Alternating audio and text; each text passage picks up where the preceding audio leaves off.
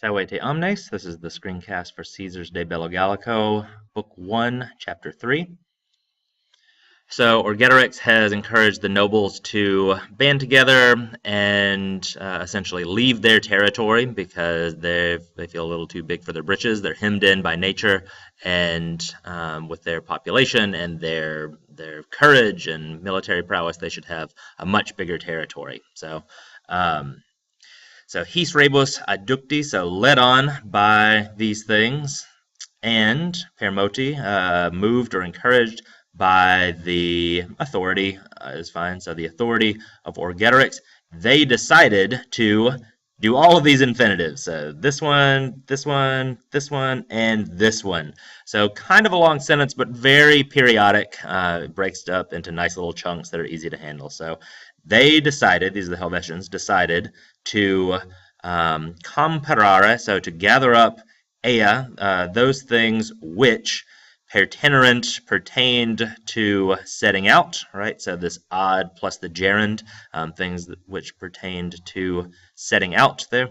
They decided to coemere, gather quam maximum numerum. So remember, quam plus the superlative as blank as possible. So as great a number of horse teams or ox teams, draft animals, and of carts, right? So to gather as many carts and oxen teams as possible to make plantings quam maximus as great as possible. So to make the biggest possible plantings so that the supply of grain would suffice on their journey.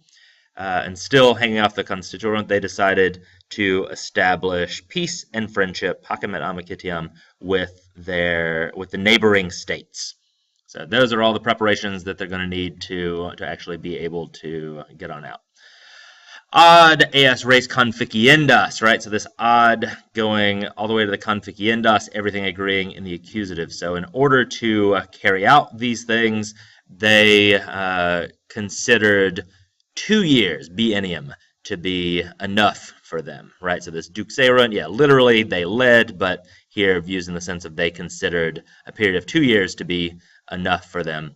In tertium annum, in the 3rd year, they establish a setting out by law, right? So they basically get together and the council says it is on the books in the 3rd year. For 2 years we're getting ready. In the 3rd year we are out of here. So they established the setting out by law in the 3rd year. Another ad eas res conficiendas, just like up here, in order to carry out these things, Orgetorix is chosen, right? So he has been orchestrating the plan, and now he is also put in charge of carrying it out. He undertakes for himself, so Scipit Sibi, he undertakes for himself the embassy to the states, right? So the official diplomatic mission, the legationem, to the understood like the neighboring states, right? So he's the one that's going to make sure that they are on good terms with everyone, that people know what they're doing, and no one's going to oppose them, flip out, anything like that. So, and he's in charge of it. In eo itinere, so on this journey, he persuades Casticus, the son of Catamentaloidus. So say that 3 times fast. So the son of Catamentaloidus, a Sequani, whose father had held regnum, the kingdom, or they're not necessarily kings, but had held kind of absolute power among the Sequani for many years, and had been called a friend of the Roman people by the Senate, right? So this guy among the Sequani had actually been well received by the Romans themselves. But now their actions are going to kind of pit them against each other. So he persuades Casticus, when we find out who Casticus is, to take over absolute power in his own state, which his father held before him, right? So apparently Casticus is not currently in control, but he has an argument from his family lineage, and so he persuades him, you know what, you take control, and then this is going to work out well for us. Itemque, and likewise he persuades, again, we got to jump down here, he persuades Dumnorix, a Hyduan, the brother of Diliacus, who at that time was holding the Principate, was holding the rule in his state, and was Maxime Acceptus Plebi, was very well received by the plebs to Conaretur idem, so to try the same thing. So he kind of stirs up some family trouble because Dumnorix's brother Diliacus is currently in control among the Haidui, but he convinces Dumnorix to essentially launch a coup. And even though Diliacus is popular among the plebs, and and he gives to him, this is Dumnorix, gives to him, this is Orgetorix, gives to him, Dumnorix, filiam suam, his own daughter, in marriage, right? So to seal the deal, Orgetorix gives Dumnorix a daughter of his to marry to cement the alliance. Per facile factu esse illis probat conata per ficere.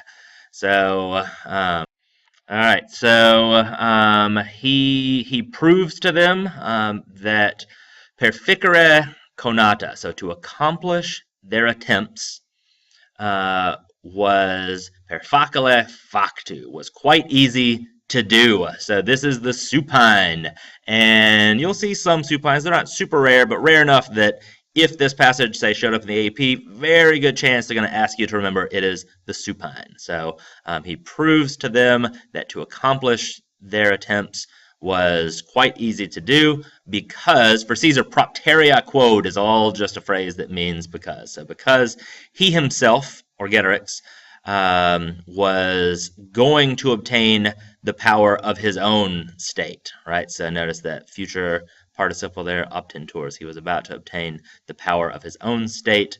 There was not any doubt but that, right? So dubium often sets up this queen clause. There was not any doubt but that the Helvetii were the plurimum possent, right? That they were the most capable, they were the most powerful of all of Gaul. He confirmat, he assures them, he promises them that he is going to conciliatorum, so to provide absolute rule or kingdoms for them with suis copies, with his own forces, suoque exercitu, and his own army. Led on by this speech, they give their faith and their pledge. They give their fidem and their jus jurandum. That's just their pledge amongst themselves, right? So this is talking about folks like Dumnorix and the other chieftains that he's been courting. And regno occupato, with the kingdom having been seized through the three most powerful and most steadfast peoples, right? So he's got the Helvetii, he's got the Sequani, and he's got the Haidui under his belt. They were hoping that they would be able to take control of all of Gaul, right? So these three relatively small Gallic tribes are hoping that under Orgetorix's command and with his influence and help, they're going to take over all of Gaul. So that is 1.3.